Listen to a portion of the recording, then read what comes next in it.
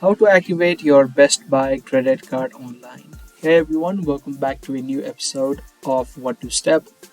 In this tutorial video, I'm simply going to show you how you can activate your credit card of Best Buy. If this video sounds helpful to you, then make sure you stick till the end and let's get right into it. First of all, open up your web browser and just search for bestbuyaccount.online.com. If you hit enter, it's going to take you to this website. Now to activate your card, click on register your card.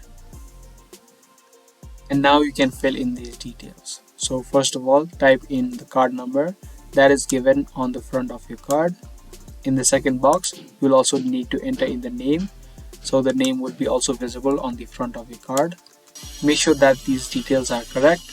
In the third box, enter in the security code, which is the CVV, which should be given on the back side of your card. So you can flip your card and enter in the code.